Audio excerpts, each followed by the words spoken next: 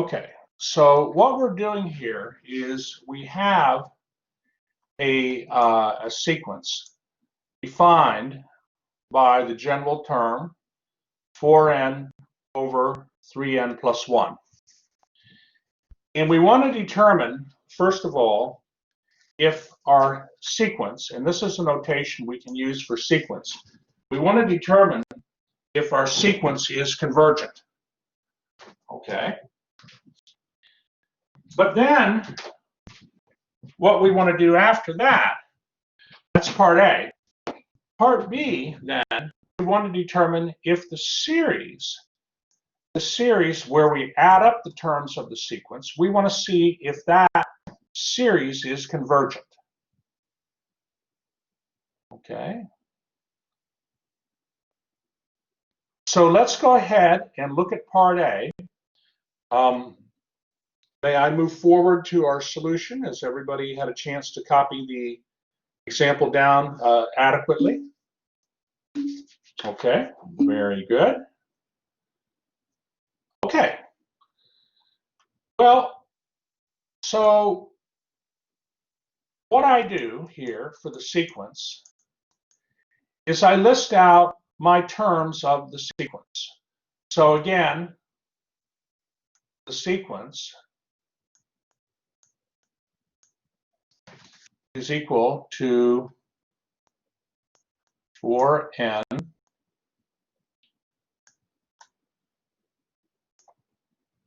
over 3n plus 1. So the first term is 1. The second term would be 8/7. Okay, so of course 1 is when you let n1 equals 1. You get a 1. When n equals 1, you get a 1. The second term of the sequence is when you let n equals 2. When n equals 2, you'll get 8/7. When n equals 3, that would be then corresponding to the third term of the sequence, you're going to get 12/10. Okay, so you get 4 times 3 over 3 times 3 plus 1, that's 12/10. Okay, and so, well, the terms of the sequence, we'd have to, I think, in order to just like, to make it like, to do it by a list, we'd have to write out some more terms of the sequence to see what the sequence converges to. But we can formally get the sequence this way, that we can see if the sequence converges simply by taking the limit of the sequence as n goes to infinity. And so, of course, then, we can multiply, we can rewrite the term of the sequence, the nth term of the sequence, by multiplying the top and the bottom of the sequence by 1 over n. And so this then means that the limit of our sequence is the same as the limit as n approaches infinity of 4 divided by 3 plus 1 over n. So you see, we get the sequence, that we get the general term in a nicer form. What's going to happen to 1 over n as n gets large? What happens to that term? That's right, Rodrigo. That's right, Tina. It goes to 0. And so you're going to get 4/3. So our sequence converges to 4/3. Okay, and this is now we did it this way, right? We did it this way, right? We found that the sequence converged to 4/3 that way. But we could also, and we showed this in the last class, we could take the sequence and plot it in Desmos, right? Desmos, and if you look at the last recording, I showed students how to plot sequences in Desmos, from the internet. Just go to Google, type DESMOS, and you can plot the sequence, and you'll see that it converges. And if you lay out maybe 100 terms, you're going to get that the sequence is converging pretty close to 4/3. Probably you'd get 1.33, 1 or something like that. But the point is that how many like determining the limit of the sequence mathematically this way? How many like doing it mathematically if you can? Okay, Tina likes that. Okay, Felicity likes that. That's good. Rodrigo does. How many of you like, and Justice likes that. How many of you like maybe trying to plot the sequence in Desmos to give you an intuitive feel for if the sequence is converging? Does anybody use the plot the sequence, like a graph of the sequence? Oh, okay, so Michael says sometimes, sure. Kahindi likes that.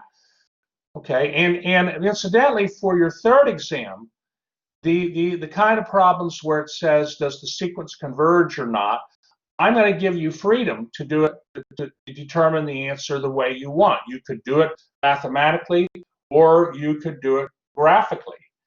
So those kind of problems are going to be at part 2, where no work is required. And that means for finding the limit of a sequence, you're going to be able to find that limit either using mathematically, or maybe using a graph intuitively. Okay, sometimes one way is much better than another. I'm not saying that the graphical approach works all the time, but the graphical approach can usually confirm the mathematical approach. Okay, well, very good. So now what we want to do is we want to go to part B. Okay, and I'll move to the next page. Are there any questions?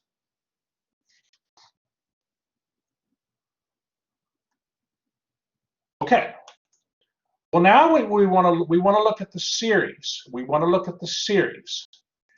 And the reason I'm doing the 2 parts of this problem is so you can have a good understanding. You can distinguish between what a sequence is and what a series is. So now what we're doing is we are looking at the summation of the terms of the sequence. So we generate the terms of the sequence, which were 1, 8/7, 12/10, 16/3, and so forth. And we're going to add the terms of that sequence up. Okay, that's what a series is. Add the terms of your sequence. And what do you think here? Do you think that what do you think that if we had to write what the quote sum is, what do you think the sum would be? Do you think we'd have a finite sum?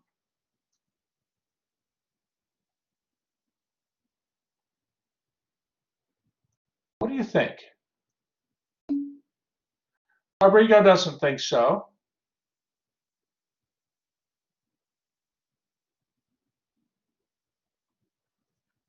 Well, okay, Michael says it goes on forever. And incidentally, if I were to, I could think about it like this. I could say,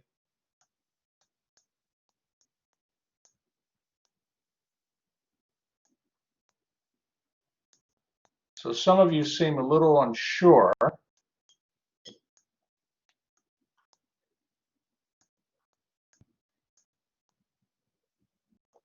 What I'm doing is I'm writing the series down.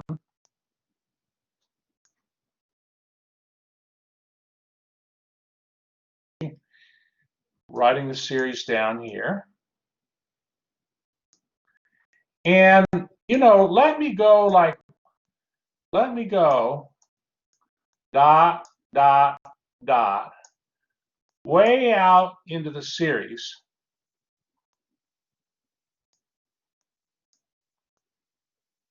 for when n is large, like maybe a billion or a million.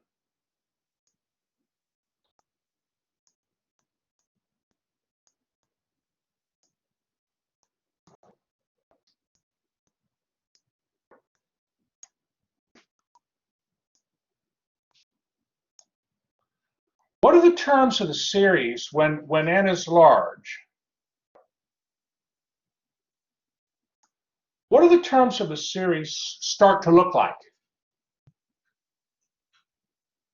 when n is very large? The terms of the series, what fraction do they start resembling? Ah, that's right, Colombo. That's right, Tina, 4/3. So, well, Tyreek, this is not a geometric, very good question, Tyreek. This is not a geometric series. This is not, excellent question. This is not a geometric series.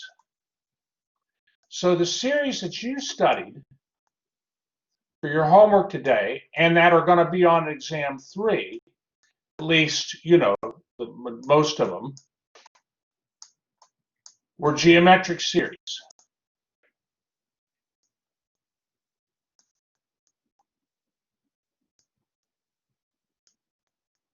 But this series is not a geometric series. And the way you can quickly tell that is if you take you know 8/7 and divide it by 1, okay, that's a ratio of 8/7. But if you take 12/10 then and divide it by the previous term 8/7, you're not going to get a ratio of 8/7. There's no common ratio here. So we can't rely on anything, any formula for a geometric series to help us. But I do know that my series is approximately going to be the same as the series that I've written here. So what I'm saying is let the first million terms of the series be the same, but then when n is large, the terms of the series are going to start being approximately equal to 4/3 because that's what the terms of the sequence approach. One moment. Okay. All right. So we just have to let that rain, but hopefully. So it's like if the terms of the series, when n gets large, as we're, if we look at the millionth term of the series, the millionth and first term of the series, the millionth second term of the series, and we add those terms, those terms start resembling 4/3. So if you add up a bunch of terms, and that continues on to infinity. Well, if you add 4/3 an infinite number of times, you're going to get infinity. Okay. Let's see. No. Well, no. So Tyreek, what I've done, good question. I've written out the first 4 terms of the series, but then the terms, I just haven't written down the rest of the terms of the series. But I don't really care about the first, millionth terms of the series. What I care about to determine if the series diverges, for instance, is how does the series behave when n is large? Okay, when n is large, what do the terms of the series start looking like? Well, the sequence 4n over 3n plus 1, the sequence of those terms, the limit of the sequence is 4/3. So when n is very large, the terms of the series are going to start being very close to 4/3. So if I add up an infinite number of fractions, each being 4/3 or approximately 4/3, the series is just going to get bigger and bigger and bigger. So what we've demonstrated here is called the test for divergence. Since the limit of the terms of the series is equal to 4/3, which is not equal to 0, the series has to diverge. Okay, that's called the test for divergence. So even though the sequence of terms converges to 4/3, the series where you add the terms of the sequence diverges. Okay, now Tina has a good comment here. So what if the terms of the series, what if we had a series where the terms of the series approach 0? Would that series converge? Let me give you an example of that. Let me ask you: Are we good? Are we good with this here? Tina, we're going to get to your question there. Tyreek, question? So, in order for it to be um convergent, it had to have been 0. Well, that's a very good question. That's a very good question. And we're going to look at that right now. But we certainly know that if the terms of the series don't go to 0, we have no hope that series is going to converge, right? I mean, hopefully that makes some intuitive sense. If we're adding terms of this series up, we're adding the terms, and if the terms of the series aren't getting smaller, they're not going to 0, there's no way that series is going to converge. That's the test for divergence. But let me show you here. Let me show you in the using the whiteboard. This is why I like using the whiteboard. It's great for office hours too. Let's say you had a series like this.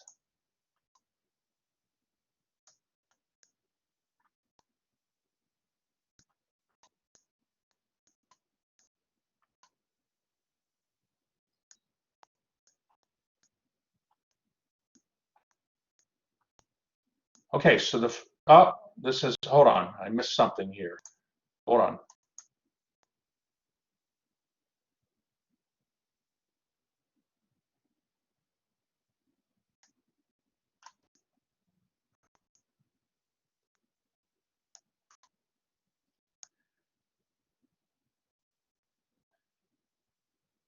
Let me just make it a little more interesting here. I'm going to put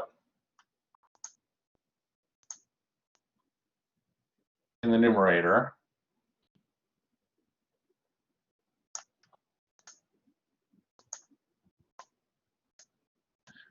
I'm going to put a 2 in the numerator and an n in the denominator. And let me ask you, can I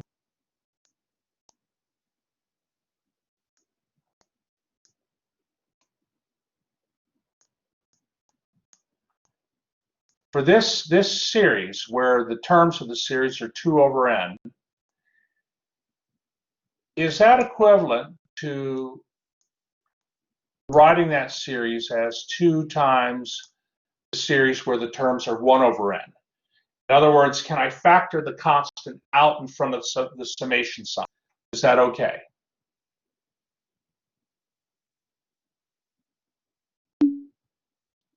It is. That's right, Michael, it is. You are able, when you have a series and you have a constant like this, you can factor the constant out. Okay? Now, what I'm going to do is I'm going to leave the 2 out front, and I'm going to write down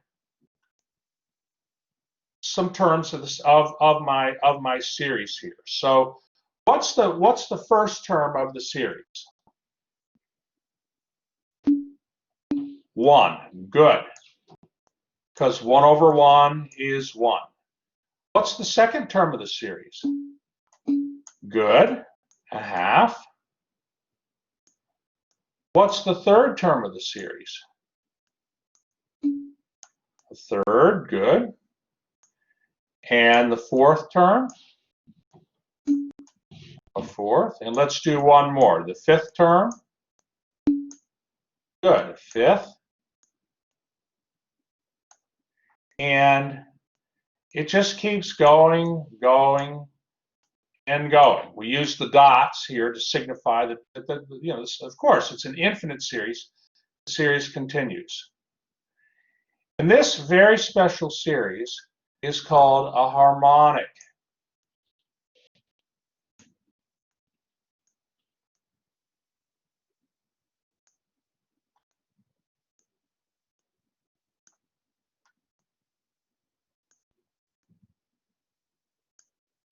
A harmonic series.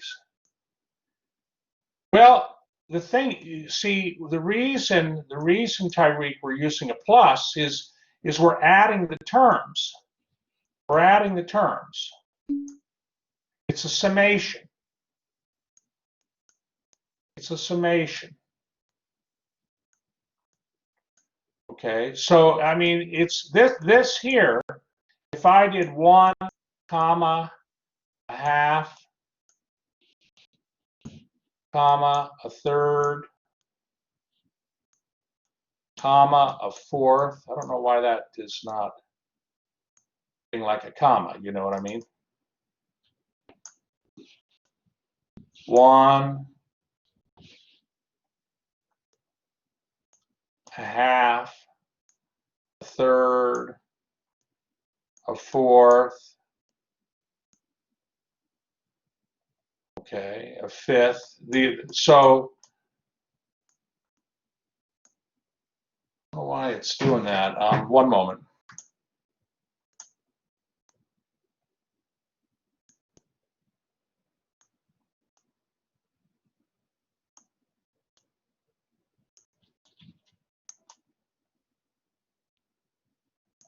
One moment.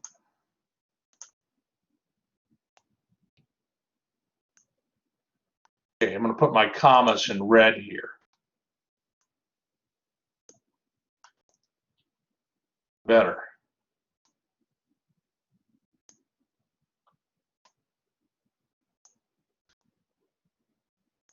Okay, so this here, oh, and then it continues, dot, dot, dot. It continues. There's the comma that Tyreek was asking about. I don't know why it's.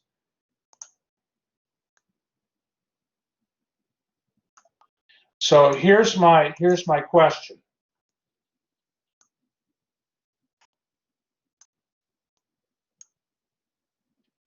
What I have in the red circle here, okay, is this here a series in the red circle? Is that a series? 1, a half, a third, a fourth, a fifth? No, that's a sequence. Good, Tina. This is a sequence. It's a list of numbers.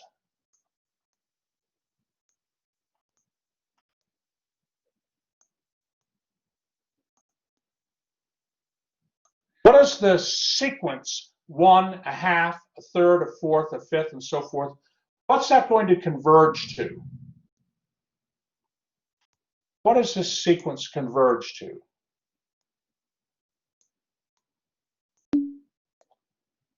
Of course, it converges to 0. Converges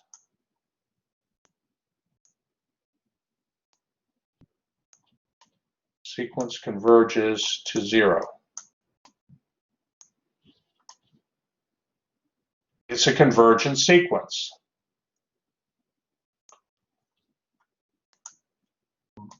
Now we're asking, well, what if we were to add the terms of that sequence together, as you see here? Okay, the terms are approaching 0 of the series. Do you think that series converges or diverges?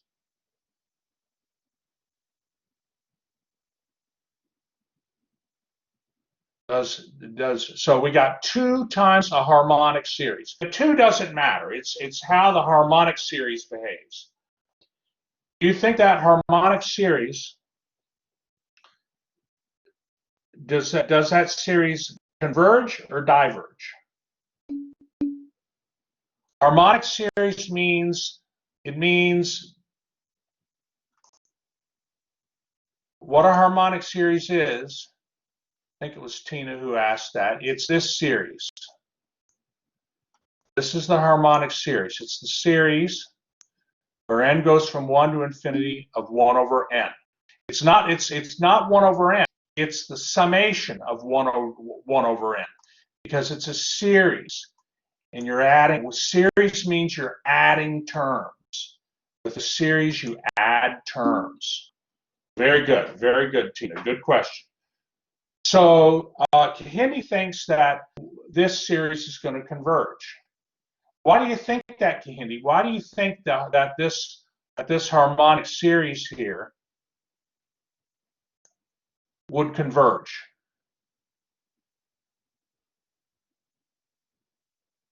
What makes you think that? The terms of this series are approaching 0. Okay. Who else thinks that series might? I mean, you're adding less and less and less and less. As you add terms in the series becomes smaller, smaller, and smaller, and smaller, and smaller. Okay. So who else thinks the series might converge?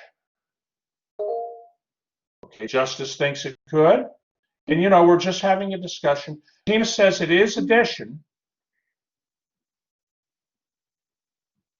Okay, well, I can tell you, in fact, this series diverges. Well, Felicity, we're not worried about a common ratio. There is no common ratio here. Very good question. Common ratio R is only if we had a geometric series. And this series, the harmonic series, is not a geometric series. One way you can see real fast is if you take A2 and divide it by A1, that's a half over 1, which is a half. But if you take the third term and divide it by the second term,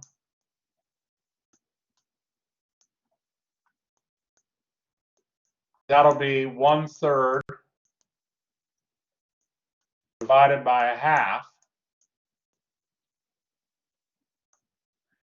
Okay, and that's not equal to a half. Okay, so there's no common ratio. There's no common ratio here. This is a different series than a geometric series. But believe it or not, so I'm just going to cross that out. It's not a geometric series.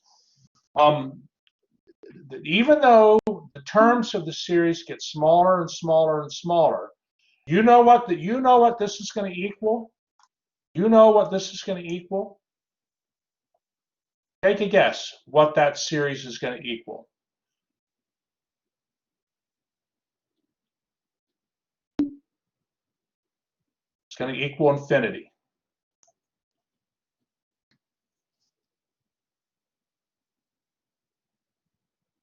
The series diverges. If you add the terms of the series up, it's going to equal infinity.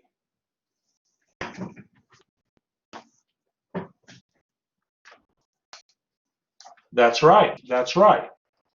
So now there's a proof of this in the book. How many are thinking like no way, no way? How many of you are thinking, no way that's possible?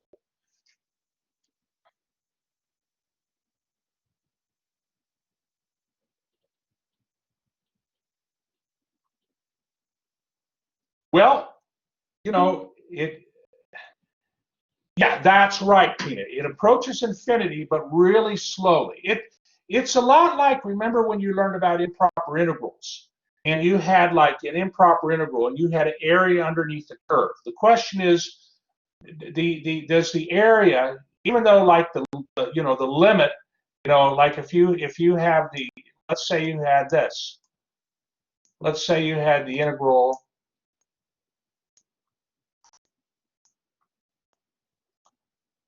let's take an analogy here. It isn't really an analogy, but let's say you had the integral of 1 to infinity of 1 over x dx.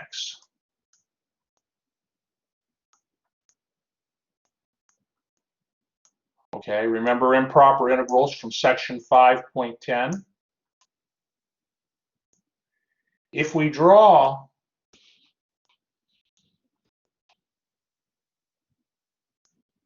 if we draw 1 over x starting at x equals 1, this is what the curve looks like. This is what f of x equals 1 over x looks like. That's the function. And the improper integral is a definite integral still, right? And you're trying to see if this area here, starting at, x equals 1, right? This is the y-axis here. So starting at x equals 1, is this area finite? If the area is finite,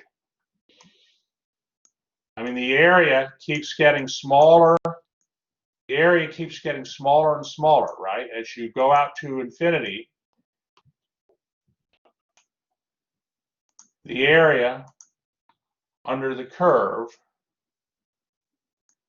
you would agree, right? The area under the curve keeps getting smaller and smaller, right?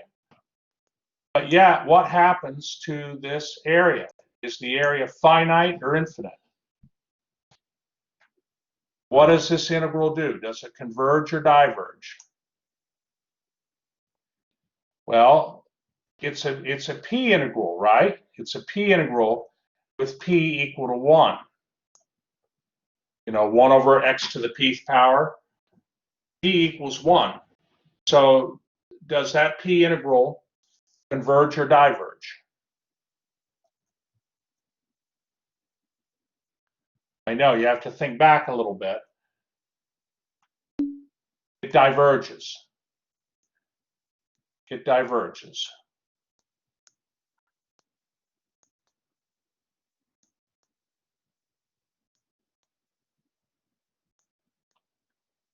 And because of that, the area is infinite. It's a similar analogy to the harmonic series here.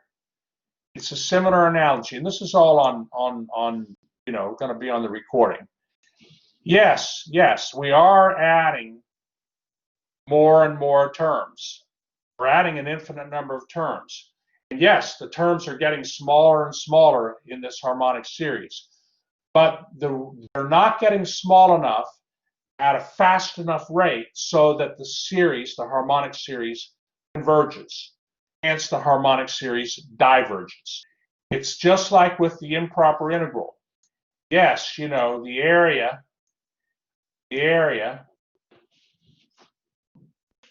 keeps getting, as we go out to infinity, the area keeps getting less and less and less, but the rate at which the area accumulates is not, it's accumulating, the area is accumulating, but the rate of well, I'm going to say this right. It's accumulating the area, but the area is not dying down at a quick enough rate so that improper integral converges. That improper integral diverges. And it's the same kind of thinking with the harmonic series. The terms of that harmonic series get smaller and smaller, but they don't get small enough at a fast enough rate for the series to converge. Now, a geometric series with a common ratio less than 1, that series will converge. Okay, a geometric series with a common ratio less than 1, the terms of those series approach 0, and they approach 0 fast enough so that series converges. Okay, are there any questions on this extremely important discussion?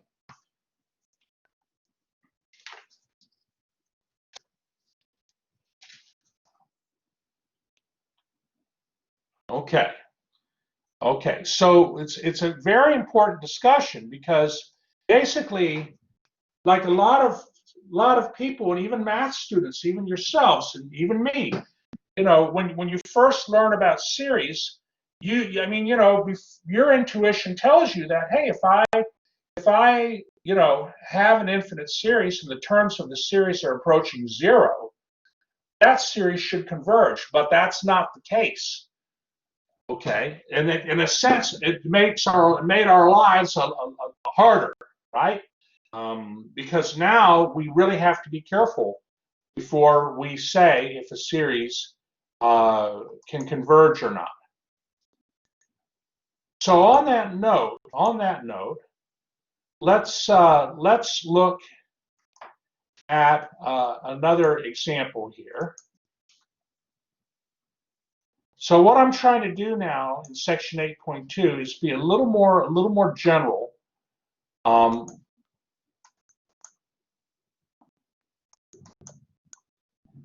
Okay, and I'm giving you a series here. Try to make it small. Yeah, in this example, if possible, I want to find the sum of this series. Okay, take a moment to copy it down.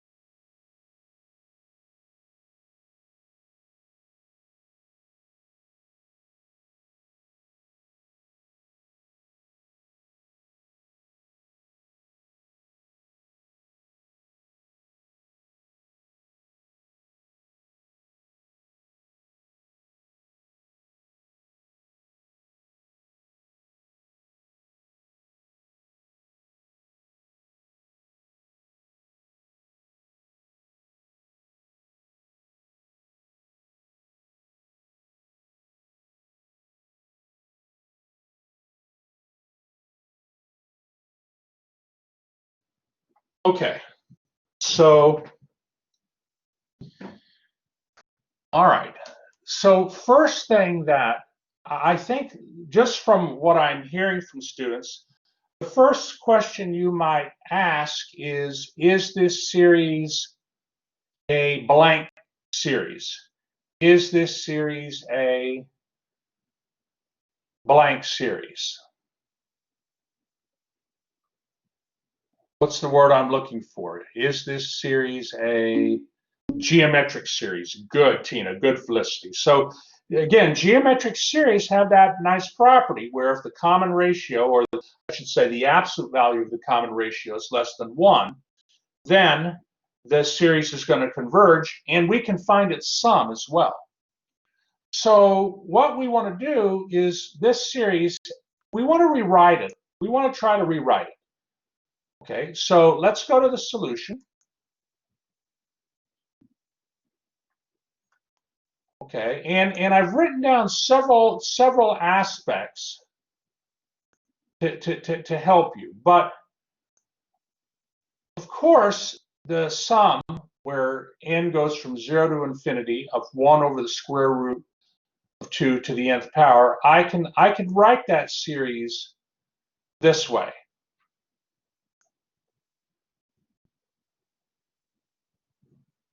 So I have a summation where n goes from 0 to infinity of 1 over the square root of 2 raised to the nth power.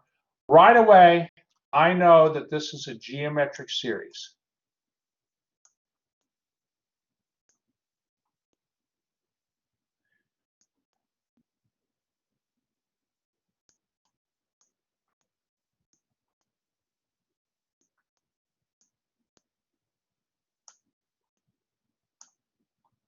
Okay.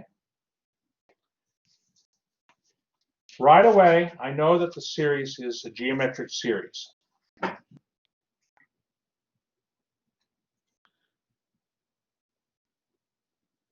Okay. Now, what makes this a little different, of course, is your starting value of n. We're used to having n start at 1, right?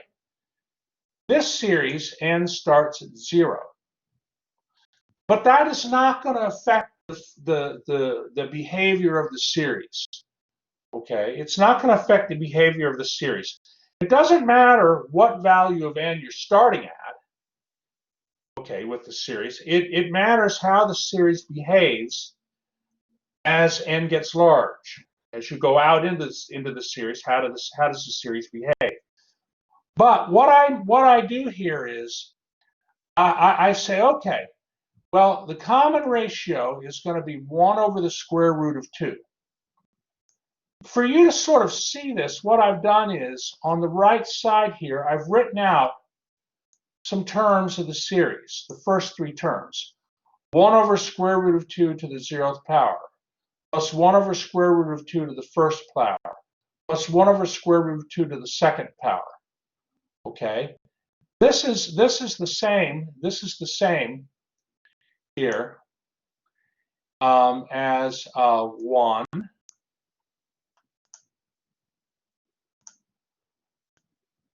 Okay, so let me separate this. This is the same as 1 plus 1 over root 2 plus a half. 1 over root 2 squared is a half. And I mean, you can see that the common ratio is going to be 1 over square root of 2. Okay, because if you take the second term and divide it by the first term, 1 over square root of 2 divided by 1 is 1 over square root of 2. If you take the third term and divide it by the previous term, the second term, that ratio, a half divided by 1 over square root of 2, is 1 over square root of 2. Okay, so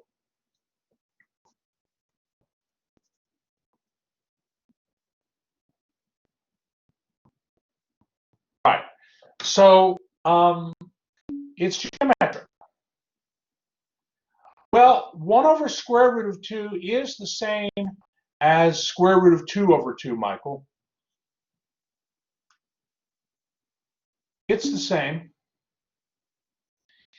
So the question is now, what is the sum of the series? Okay, well, there's several ways to do it. In your textbook, and maybe let me just let me bring up your ebook here real quick. Just give me a moment here.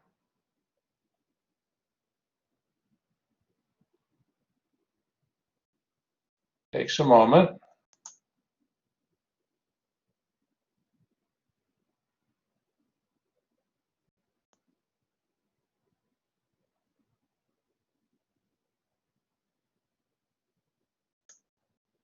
Okay. Let me just go to the book. I'll come back to this, but let me go to the book real quick.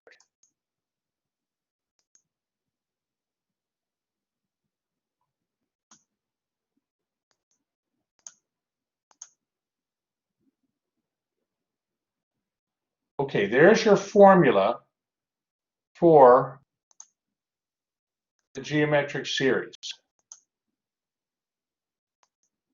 Okay, I have it highlighted in yellow there. So the geometric series, so there's several ways to, I mean, naturally, if the I mean, that we have a convergent geometric series. We need to find its sum.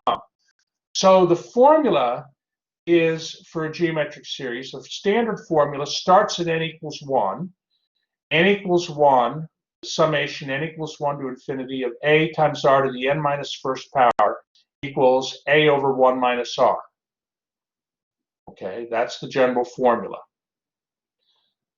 Okay, so what I can do is my series starts at n equals 0. But I can rewrite the series so it starts at n equals 1. And I know the common ratio is 1 over the square root of 2, and I can get the a. So let me rewrite my series so it starts at n equals 1. Okay, let me rewrite it.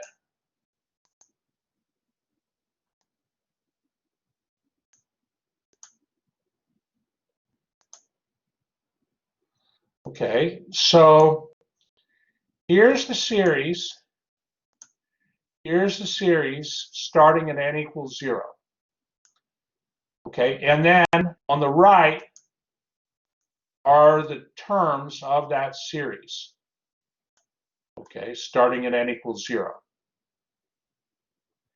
Well, if I have the series start at n equals 1, then I have to adjust my power as 1 less than n. So the series n equals 1 to infinity of 1 over the square root of 2 to the n minus 1 power is equivalent to my original series. I just had, since I'm starting my index at 1 instead of 0, since n starts at 1 instead of 0, I had to adjust the power by 1, n minus 1. And if I write out the terms of that series, which I do on the right here, the terms are no different. The powers are no different. Okay, because like when n is 1, I'm going to have a power of 0. 0 is 1 minus 1. When n is 2, I'm going to get a power of 1. 1 is 2 minus 1. And when n is 3, I'm going to get a power of 2. 2 is 3 minus 1. The powers are the same as the powers in the previous series. Okay, so it's the same series. But I have it in the a times r to the n minus 1 form. And so right away, I can say, okay, the sum is going to be equal to a over 1 minus r for this geometric series. And by the way, that's the same as the square root of 2 over the square root of 2 minus 1. You multiply by root 2.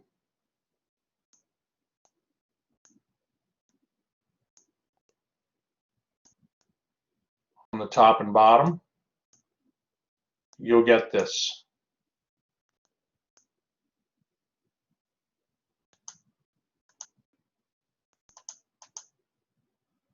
Okay, are there any questions?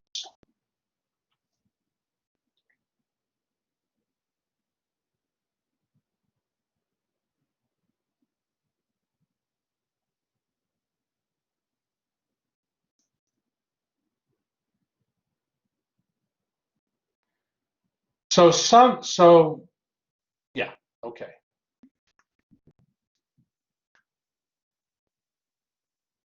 And incidentally, if I write out this series, I mean, one way to get the summation is to write the series in the form where you can use the formula for the sum, a over 1 minus r. That's one way to do it.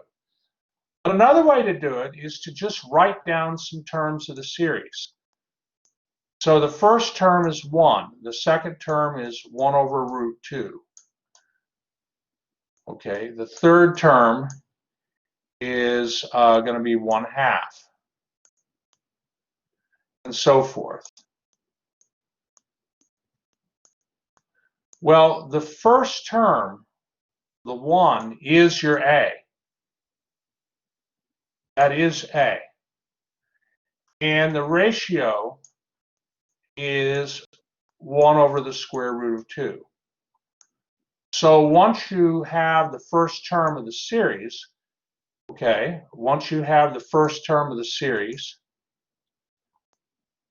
and once you have the common ratio, then the A divided by 1 minus R formula, you just plug in the A and the R. Plug in the first term A and the common ratio R. So that's another way to get the sum. Sometimes students like to manipulate the series to get it in the special form, summation of A times R to the n minus 1. Sometimes students like to do it that way and then just, use the formula off that. Other times students like to write out the series a little bit, identify the first term, the common ratio, and get the answer that way. Okay? 2 ways to do it. All right, are there any questions on that?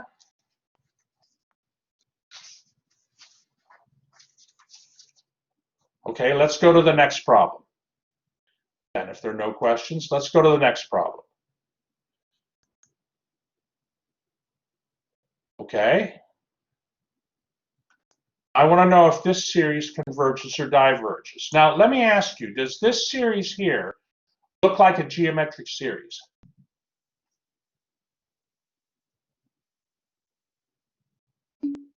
No. Okay, it does not. All right, let me give you a moment to copy it down.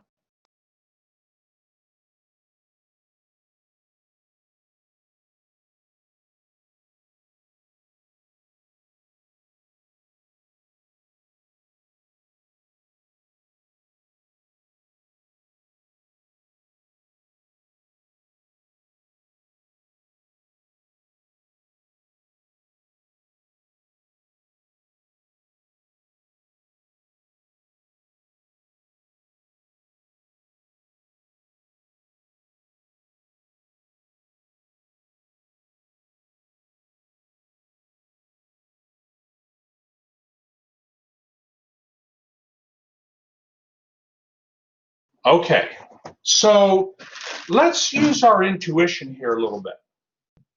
Let's use our intuition. So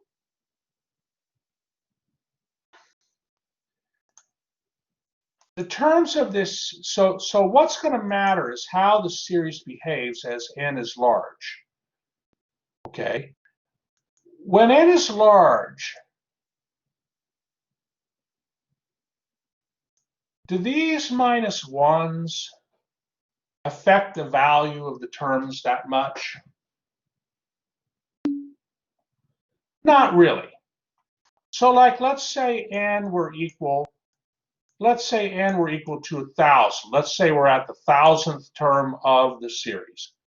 Okay, the 1,000th term of the series would be 1,000 minus 1 divided by what?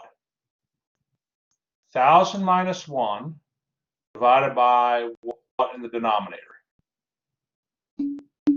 Good, 5,000 minus 1.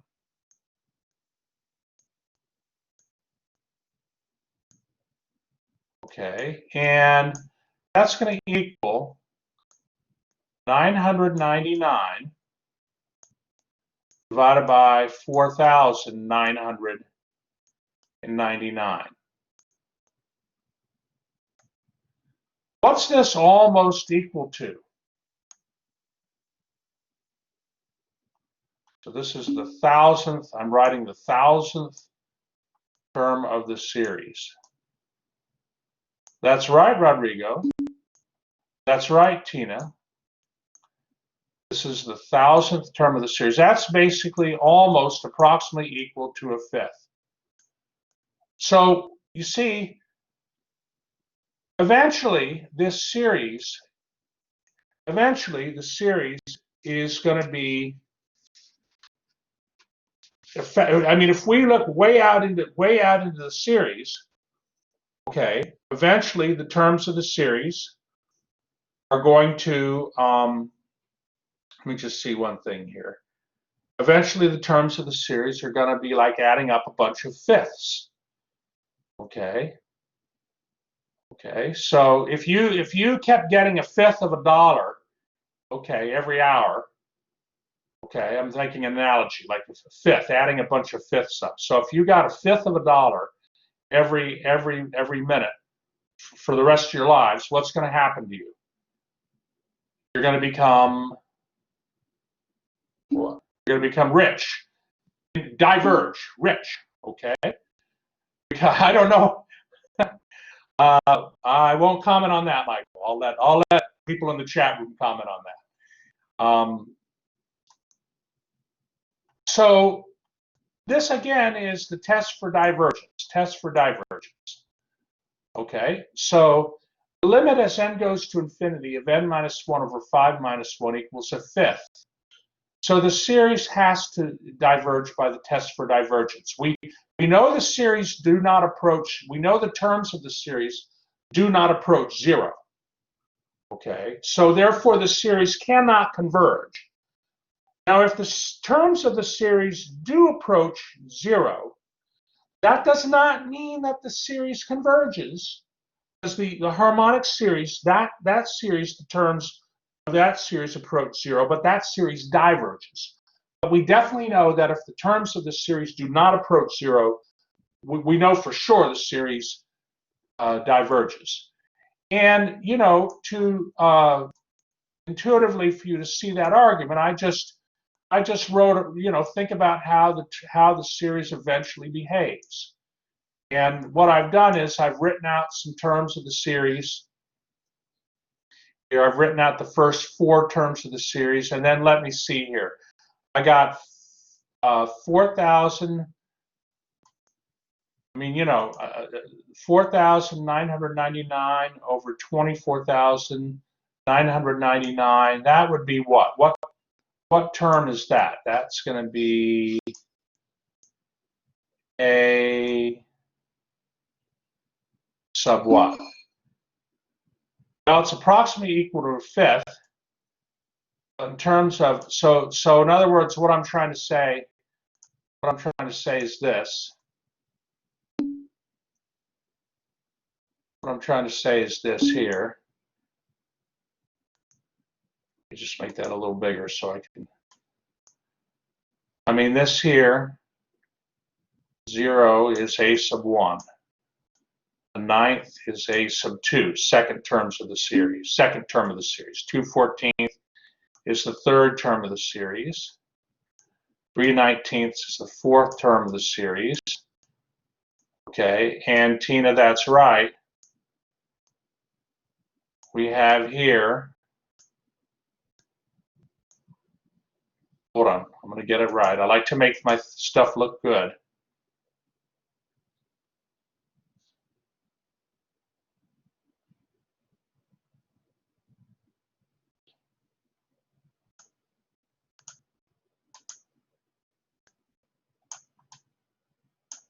Okay, this here is the 5,000th term of the series. 4,999 over 24,999. That's the 5,000th term of the series. What term of the series is this? 5,000 over 25,004. That's good, the 5,001st term of the series. And you can see that the terms are really getting close to a fifth. It's like adding a fifth infinitely many times, so you get infinity. That means the series diverges.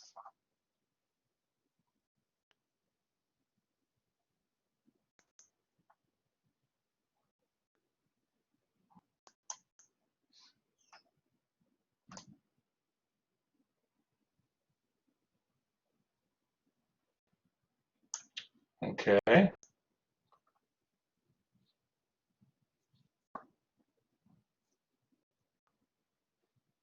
All right. Are there any questions on that?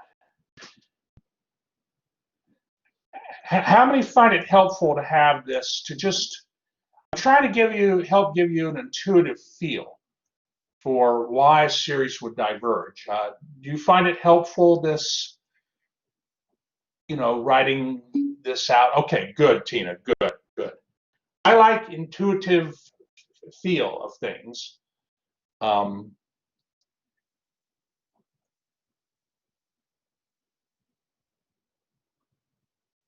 Okay.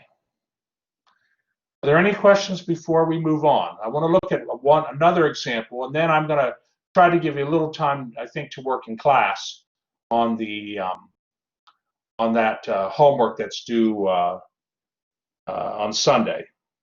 That'll allow you to focus a little bit more on the exam. If a sequence reaches 0, that does not mean it becomes convergent, because the harmonic series, the terms of that series, Michael, approach 0, but that series diverges. The terms of the series, they have to approach 0 at a fast enough rate for the series to converge.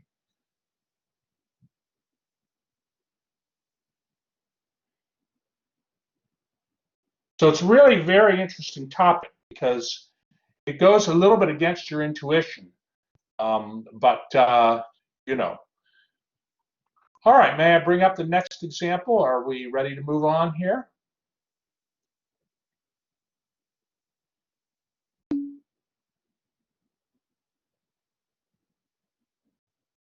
Okay, all right. Well, then let me go ahead, and I have to bring up yet another file here.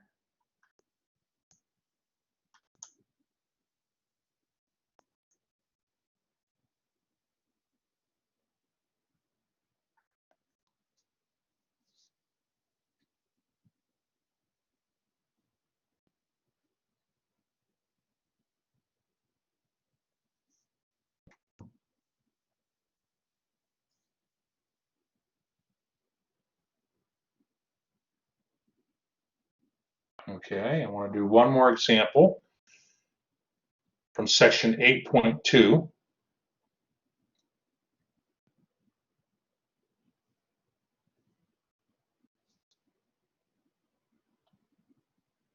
Okay, let me.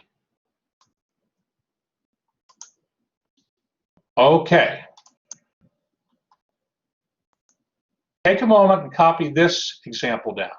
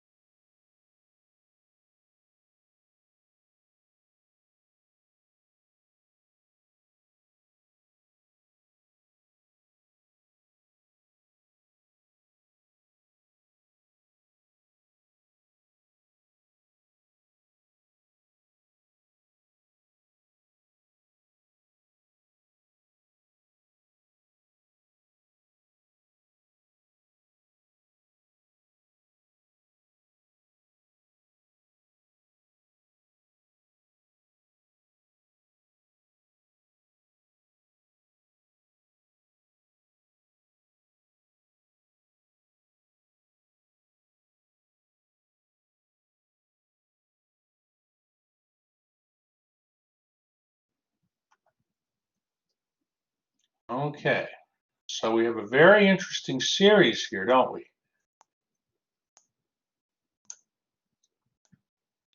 Very interesting series. Hey, is that a G? Well, I mean, what do your instincts tell you to do here? I mean, really what you have in this problem, if I just use sort of brief notation here,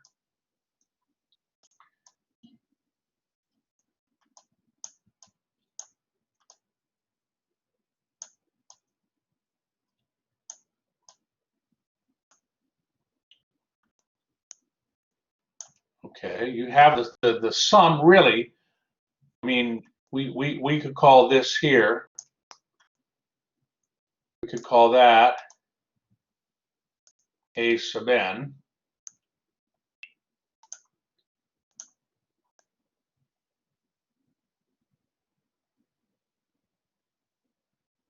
Hold on. Got to do a little reconstructive surgery here.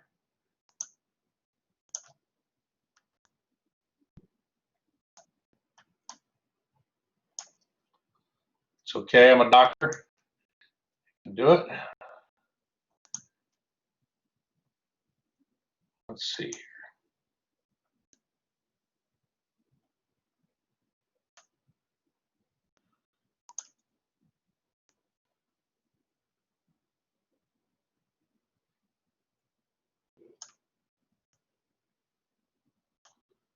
Okay.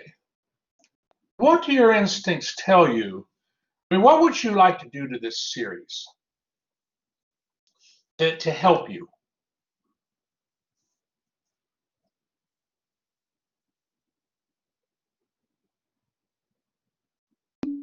Split it. That's right. Very good, Kahindi.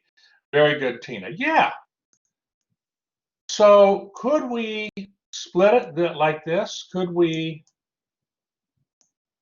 is the sum equal to the sum of these two infinite series here? I mean, is this okay? Does that sound reasonable to do? Yeah, absolutely. And that's what we're going to do. We can split it. So let's go ahead and to the next page and let's work it out. So I am going to split it. I am going to split this series into the sum of two series.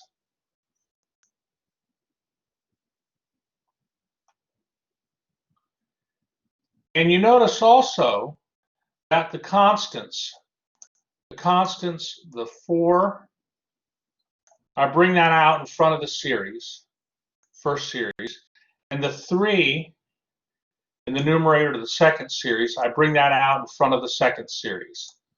I mean, why not? You know, let's make our lives easy.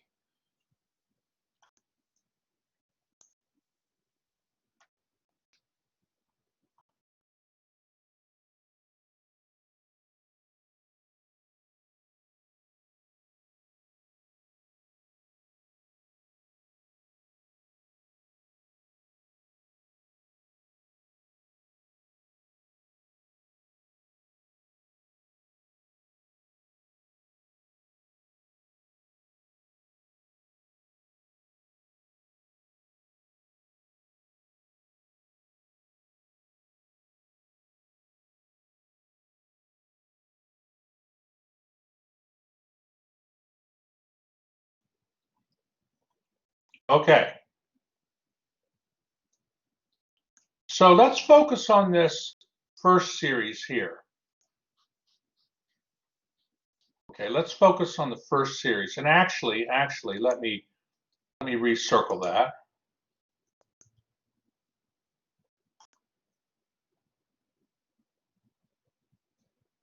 Does that series look like a special series to you?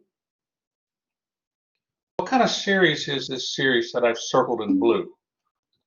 Tina knows it. It looks like a geometric series. The question is, does the geometric series converge or not? Well, let's see. So what I'm going to do is the 1 over e to the nth power, I'm going to write as 1 over e to the nth power.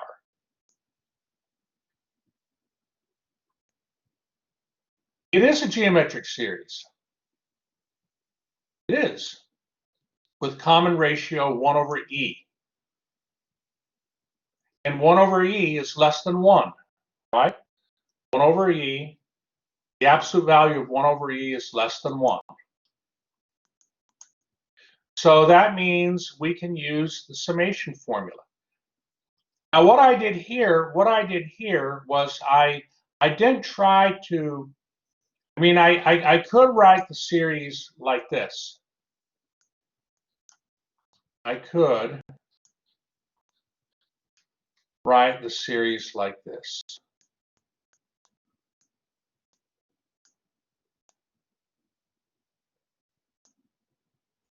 So what I'm doing is I'm looking at this series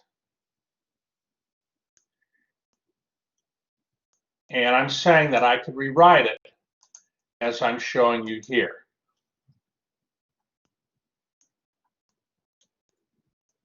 The 1 over e to the nth, I could write as 1 over e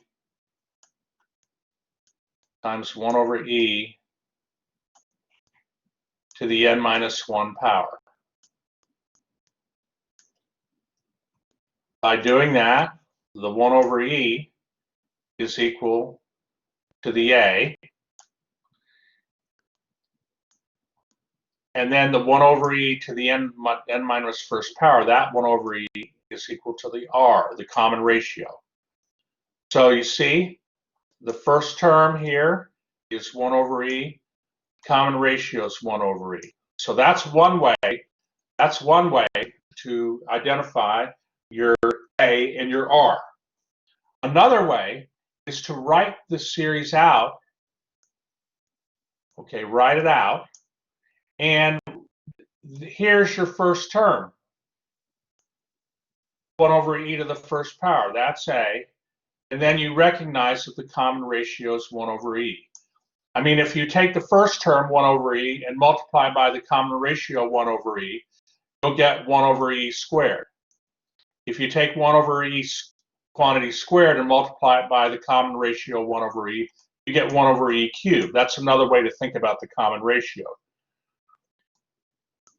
Okay, so we definitely have a that first series is convergent.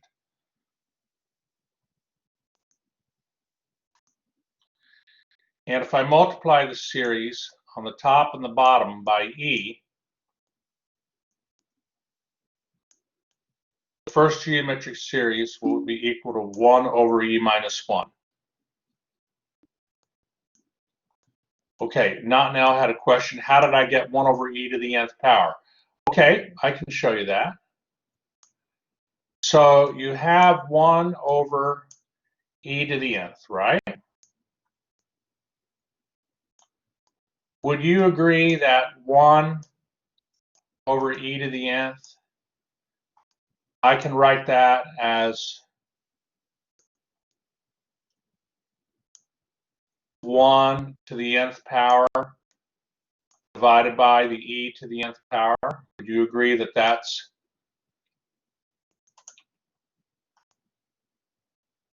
Would you agree that, hold on.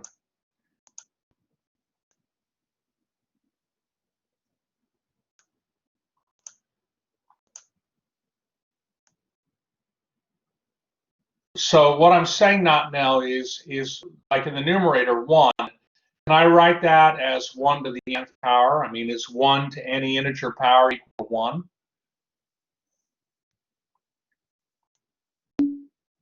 It is. Okay, well then 1 to the nth power divided by e to the nth power is the same as 1 over e to the nth power. And that's how I get this here.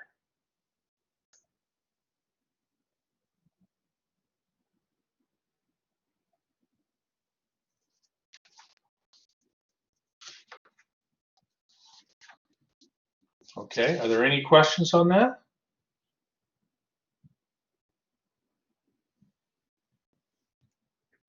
Okay, well, why don't we move to the second part of the problem then?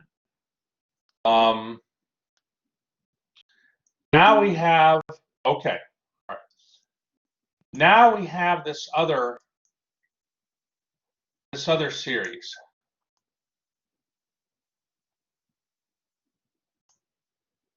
Series where n equals 1 to infinity of 1 over n times n plus 1.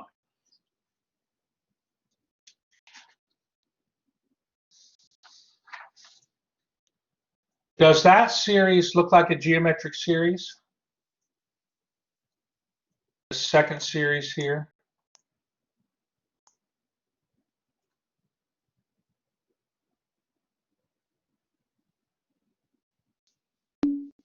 It does not.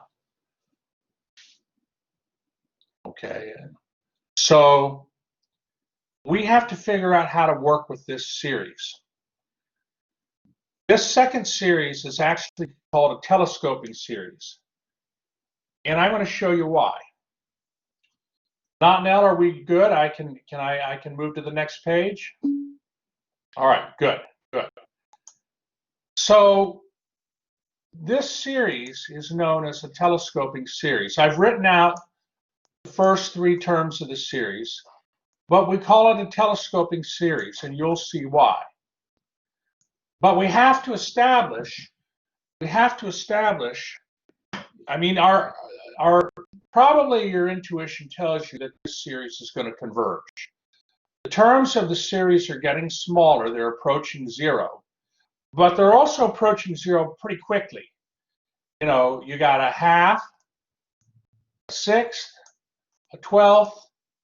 You know, the terms are going to zero fairly quickly. But we have to still find out if the series converges and what it converges to. And so what we're going to do is we're going to say let S sub n be the nth partial sum, the sum of the first n terms of the series. You had a little practice with that with one of your homework problems where remember, you had to find the first partial sum, second partial sum, third partial sum, you know, the sum of the first two terms, sum of the first three terms, sum of the first four terms. How many remember that problem? Yeah, and the idea that, thank you, Tina, and the idea is that if these partial sums, as we let n increase, if we look at the sequence of partial sums, if that sequence of partial sums approaches a limit, a finite limit, then the sequence of partial sums converges, and the sequence of partial sums will converge. Well, it'll converge to a sum, and that will be the sum of the infinite series. So what I'm going to do is I'm going to define my nth partial sum to be the sum of the first n terms of the series. I starts at 1 and it ends at n. That's the first n terms of the series. Well, what I want to do is I want to rewrite this nth partial sum. I want to rewrite it. And to rewrite it, I have to rewrite the 1 divided by I times I plus 1.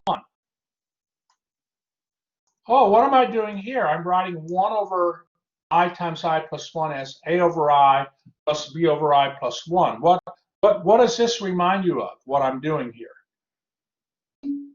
Partial fractions. That's right, Michael. That's right. I can rewrite 1 over the denominator I times I plus 1 as A over I plus B over I plus 1. And I can actually then, using partial fractions, determine that A is 1 and B equals -1. Okay, and this is just the same partial fraction procedure that you've done before. Okay, so I don't think I need to, go in great detail here. I mean, what I did, of course, was I multiplied both sides by I, both sides of that equation there, by I times I plus 1. Right? That's what I did.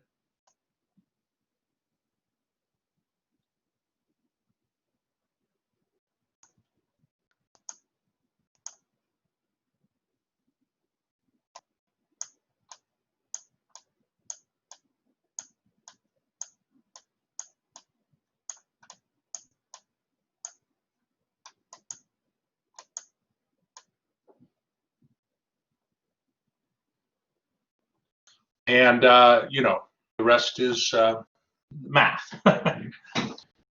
All right, so we determine A equals 1 and b equals -1. And so now I can rewrite my nth partial sum. Are there any questions?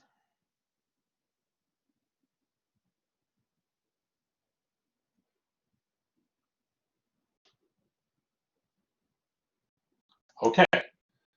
So the nth partial sum, S sub n, now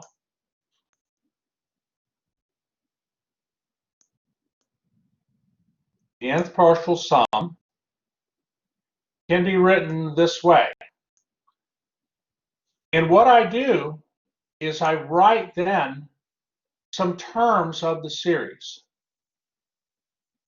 Okay.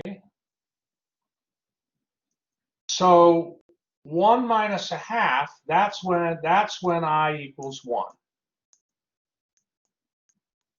I'll get 1 minus a half. When I equals 2, I'll get a half minus a third. When I equals 3, I'll get a third minus a fourth. And this continues all the way up to the last term, which is I equals n. So the last term then would be 1 over n minus 1 over n plus 1. This is telescoping, like a telescope. A telescope expands. We're expanding the series here. Or we're expanding our nth partial sum, I should say. Are there any questions so far?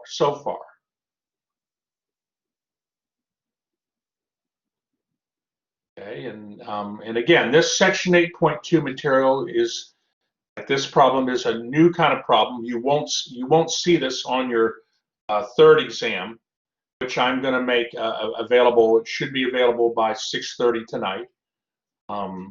Your third exam, parts 1 and 2.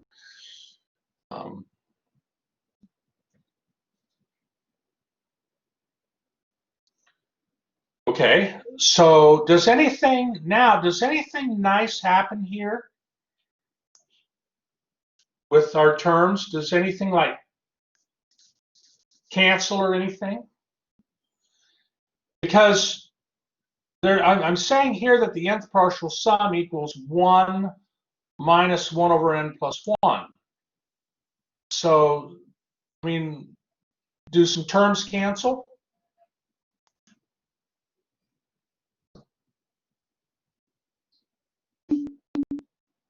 They do. Yep. Negative a half cancels with a half.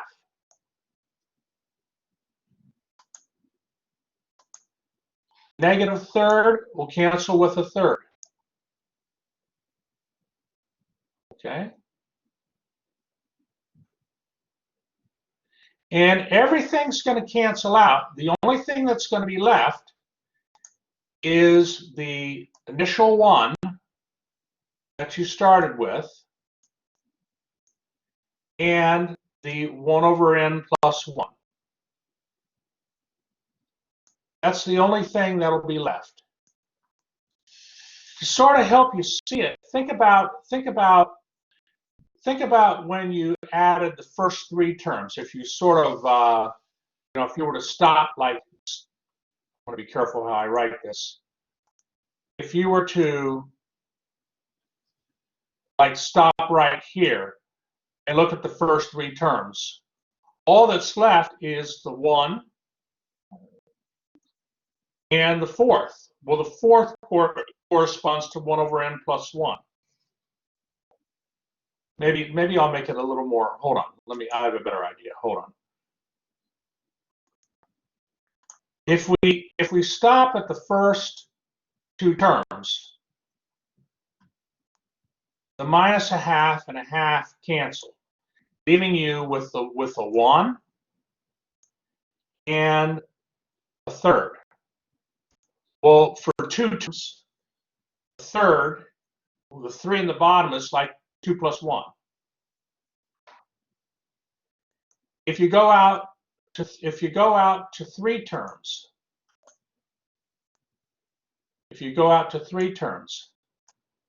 the halves cancel, the thirds cancel, and what you're left with is the 1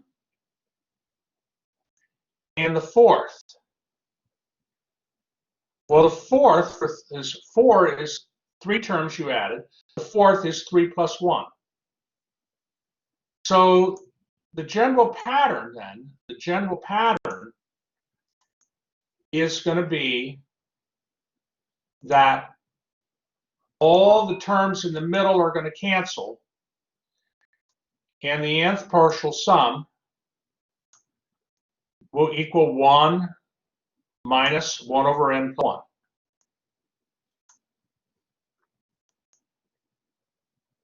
1. Okay, are there any questions on that? We have a formula for our nth partial sum. But what do? We look at the limit of the nth partial sum as n goes to infinity. Are these n partial sums approaching, or are these nth partial sums, are the sequence of them approaching a limit? And the answer is yes. The limit is going to equal 1. Because the limit as n goes to infinity of 1 minus 1 over n plus 1 is equal to 1 minus 0, which is 1. And so you found the sum of that second series. You found its sum. Its sum is equal to 1.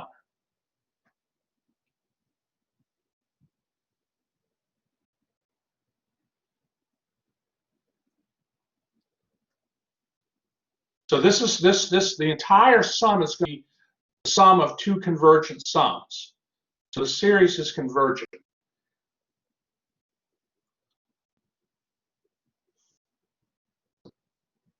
Okay, are there any questions before I go to the next page?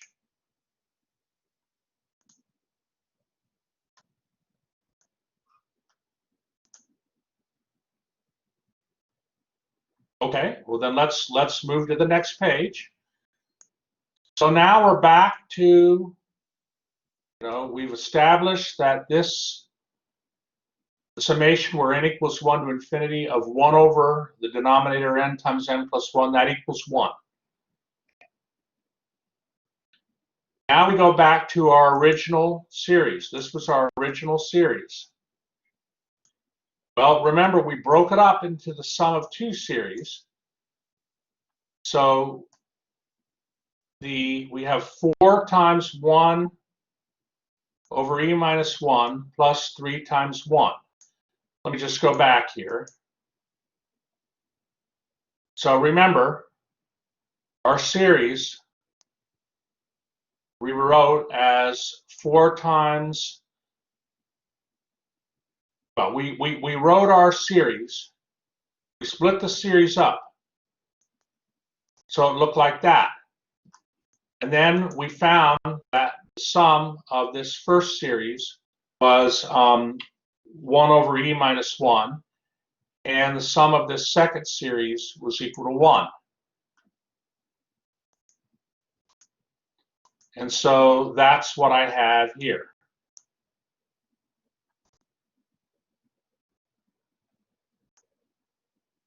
And WebAssign would accept this answer, but we can write the answer, if we want to think of 3 as 3 over 1, I can multiply by, if I want to write, instead of having the sum of 2 numbers, if I want just one number together, I can combine fractions, as I do here.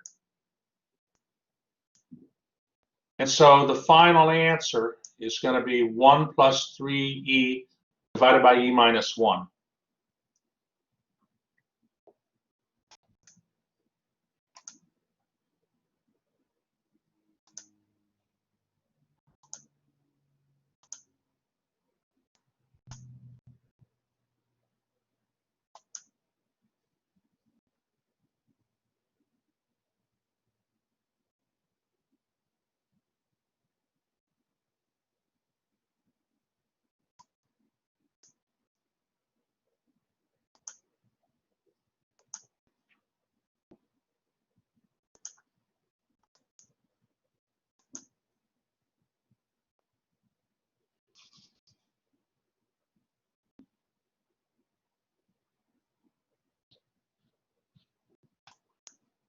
Okay, are there any questions at all?